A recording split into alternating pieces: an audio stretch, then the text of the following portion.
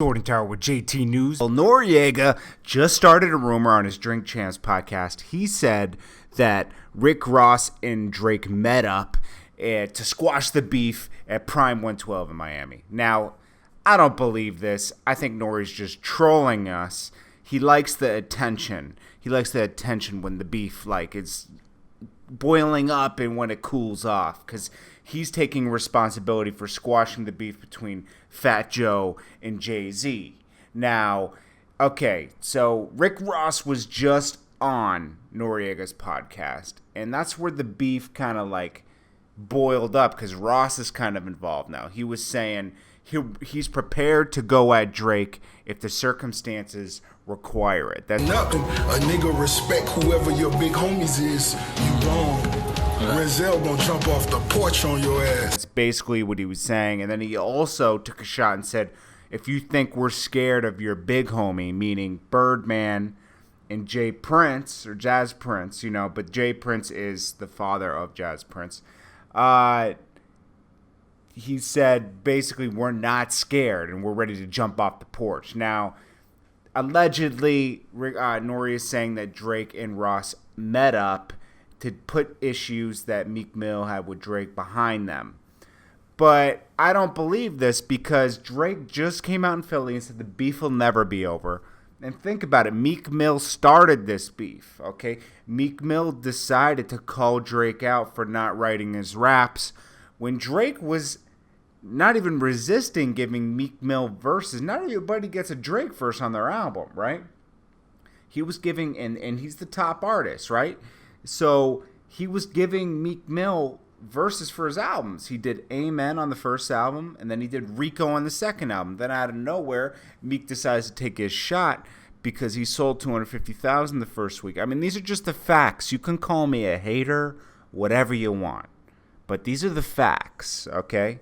So imagine your friend out of nowhere starts making fun of you when you just, lent them money or whatever, right? And then now all of a sudden you have a problem with your friend. I mean, it's like being stabbed in the back, okay?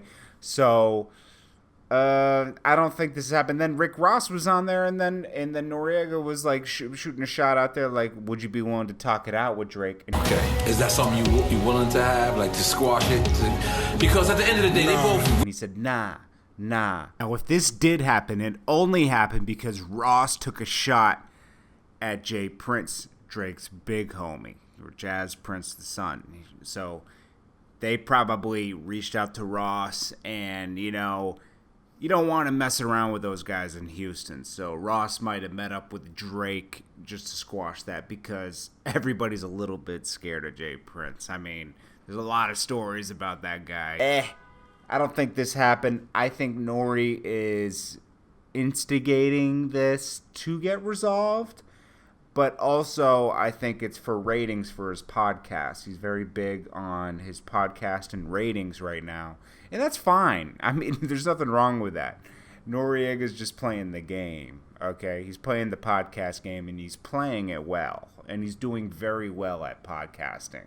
So, props to Nori for the Drink Champs podcast. I'm not here to, bash Nori. I'm just saying this is not a believable story to me until I see these two taking pictures together and, and saying this beef is squashed.